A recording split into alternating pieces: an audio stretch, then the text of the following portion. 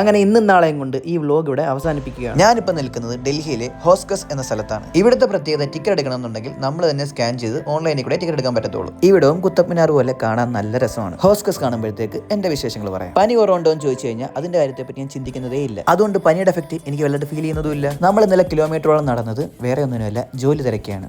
അപ്പോൾ ഒരു സംശയം വരും, നീ ജോലി കിട്ടിയിട്ടല്ലേ പോയെന്ന്. അതെ, ബട്ട് അവർ നമ്മളെ കോൺടാക്ട് ചെയ്തില്ലല്ലോ. പക്ഷെ ഞാൻ പോയി PG എടുക്കുകയും ചെയ്തു, 1 മാസത്തെ റെന്റും കൊടുത്തില്ലേ. അപ്പോൾ ഇനി അവരെ ജോലിക്ക് വിളിച്ചാലും അതിന് ഞാൻ PG എടുത്തിട്ട് തന്നെ ആവണമെന്നില്ലല്ലോ. കൃത്യമായിട്ടല്ല ലീവൊക്കെ കഴിഞ്ഞ് അവരടുത്ത ദിവസം വിളിച്ചു. അവരെ കമ്പനി ഞാൻ നിൽക്കുന്നിടത്ത് നിന്ന് നല്ല ദൂരെ. അവർ കോൺടാക്ട് ചെയ്യാൻ എന്താണെന്ന് പറഞ്ഞ് അങ്ങോട്ടും ഇങ്ങോട്ടും പറഞ്ഞ് നല്ല സംസാരമായി. അവസാനം ഞാൻ ജോലി വേണ്ടെന്ന് പറഞ്ഞു. അപ്പോൾ ഇനി എന്റെ ലക്ഷ്യം എന്ന് വെച്ച് കഴിഞ്ഞാൽ ഒരു ജോലി കണ്ടുപിടിക്കുക എന്നുള്ളതാണ്. രാത്രിയിൽ ഓൺലൈനിൽ ഇരുന്ന് ഡൽഹി ബേസ്ഡ് ആയിട്ടുള്ള കമ്പനികൾക്കെല്ലാം മെയിലായി. പകലാണെന്നുണ്ടെങ്കിൽ നടന്നോ ഓട്ടോയിലോ ജോലി തപ്പി പോവുകയും ചെയ്യും. അങ്ങനെ ഊബർ ബ്ലാക്കിന്റെ ഓഫീസിൽ ചെന്ന് ജോലിയുടെ കാര്യം ഏകദേശം സെറ്റ് ആയപ്പോഴാണ് ഞാൻ ഹോസ്കസ് കാണാൻ വേണ്ടി ഇറങ്ങിയത്. ഹോസ്കസിന് തൊട്ട് താഴെയായിട്ട് നല്ലൊരു പോണ്ട് ഉണ്ട്. അത് കാണാൻ വേണ്ടിയിട്ടാണ് ഞാൻ ഇങ്ങനെ ഇറങ്ങി പോകുന്നത്. ആ പോകുന്ന വഴിയിൽ ഇഷ്ടംപോലെ കടകളുണ്ട്. ആ കടകൾ കാണാനാണെങ്കിൽ പ്രത്യേക ഭംഗിയോ. അങ്ങനെ പോണ്ടിന്റെ അടുത്തെത്തി. ഒട്ടും അഴുക്കില്ലാത്ത വെള്ളം, അതിൽ അരയന്നുണ്ട്, താറാവുണ്ട്, പിന്നെ വേറെ എന്തൊക്കെയൊക്കെയോ കിളികളുണ്ടായിരുന്നു. തൊട്ടപ്പുറത്ത് തന്നെ ആ നാട്ടിലുള്ളവരെല്ലാവരും വന്നിരിക്കുന്ന ഒരു പിക്നിക് സ്പോട്ടും ഉണ്ട്. പിക്നിക് സ്പോട്ടാണോ പാർക്കാണെന്ന് എനിക്കറിയത്തില്ല, പക്ഷെ അവിടെ നിറയെ ആൾക്കാരായിരുന്നു. അതിൽ മിക്ക ആൾക്കാരും അവരുടെ പെറ്റ്സുമായിട്ടാണ് വന്നേക്കുന്നത്. പിള്ളേരാണ് ഈ ക്രിക്കറ്റ്, ഫുട്ബോൾ, അവർക്ക് പറ്റുന്ന കളികളെല്ലാം അവിടെ കളിക്കുന്നുണ്ട്. ഞാനും കുറെ നേരം ഈ കുട്ടികളുടെ കൂടെ നിന്ന് ക്രിക്കറ്റ് കളിച്ചു. ക്രിക്കറ്റ് കളിക്കുമ്പോഴും എന്റെ മെയിൻ പേടി ഈ ബാളൊക്കെ പോയി ആൾക്കാരെ പുറത്ത് തട്ടത്തില്ലേന്നായിരുന്നു. പിന്നെ ഒരു ജോലിയുടെ കാര്യം പറഞ്ഞില്ലായിരുന്നോ,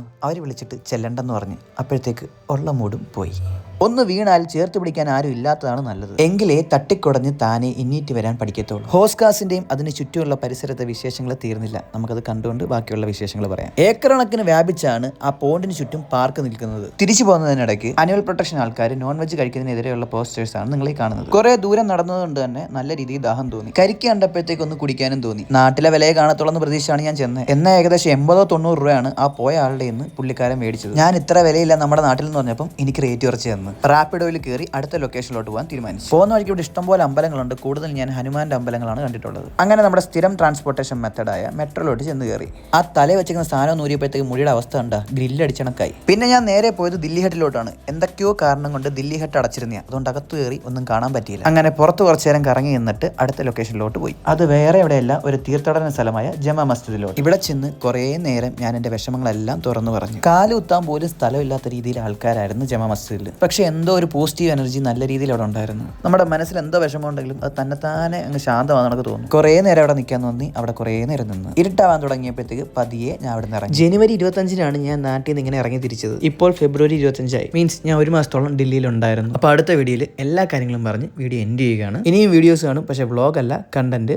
സപ്പോർട്ട് ചെയ്യണം, കൂടെ എപ്പോഴും ഉണ്ടാവണം.